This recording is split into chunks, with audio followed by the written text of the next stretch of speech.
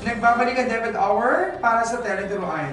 Sa ating Tele-Turuan naman ay itatapok natin ang ikatlong module sa asignaturang Ingles na para sa Season 7. Sa module pong ito ay makakasama natin bilang teacher presenter si Ginang Gladys Season ng Science High School na tatalakay sa aralin tungkol sa idiomatic expressions. Halina, makinig, manood at matuto sa ating Tele-Turuan. Good evening, televiewers! Again, this is Ma'am Gladys Season for another episode of Tele-Turuan. This time, we'll talk about idiomatic expressions. I believe you're already familiar with this topic. However, we'll try to add some idioms in your idiom bank. First, let us recall what are idioms or idiomatic expressions. An idiom, also called idiomatic expression, is a word or a phrase that has a figurative meaning conventionally understood by native speakers.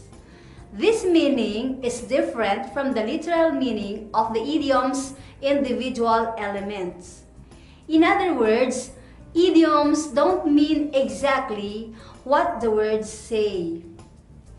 According to the definition, we can say that the meaning of an idiom is peculiar or exclusive to its native speakers, meaning each language group has its own idioms, and an idiom in a particular language may have its equivalent expression in other languages but not necessarily translated. For example, in Filipino, we have the idiom, binubuhat ang sariling upuan. The meaning of this expression is limited only to the Filipino or Tagalog speakers. We cannot translate this into carrying his own chair and then the meaning is retained. No. However, there is an equivalent expression of this Filipino idiom in English. Do you know what? I'll tell you later. Now, let us have some examples of idioms and their meanings. Number 1. Ring a bell. It means that when something rings a bell, something sounds familiar, but you don't exactly remember. Example, do you want to look at these photos and see if something rings a bell? Sentence 2. Pull a rabbit out of a hat.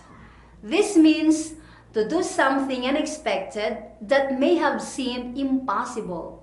It's like magic. Example, do teachers have to pull rabbits out of hats to motivate their students?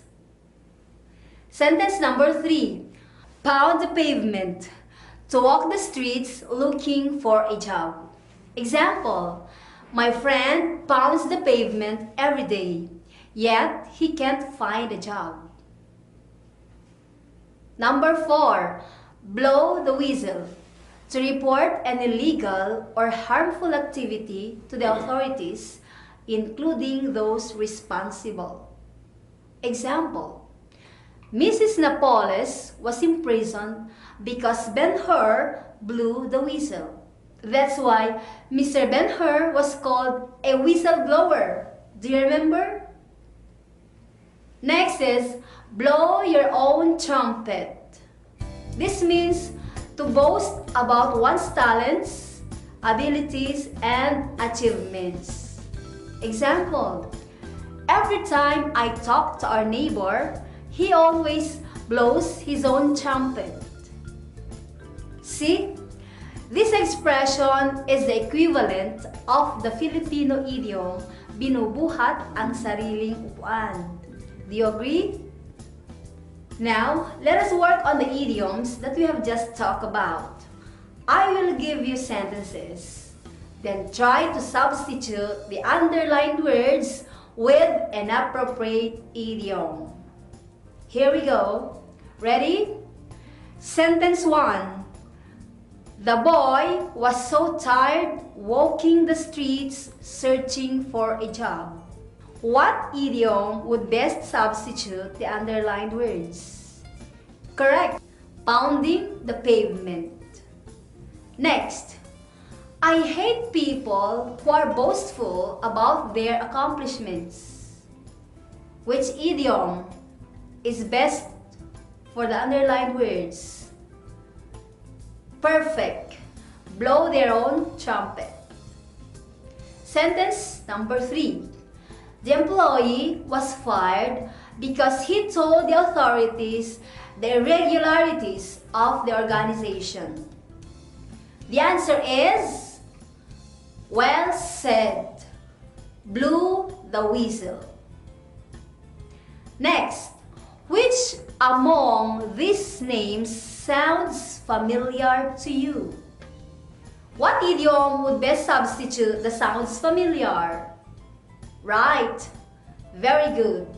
Rings a bell. Now, have you added other idioms in your idiom bank? You want some more? We'll have them when we return after this reminder.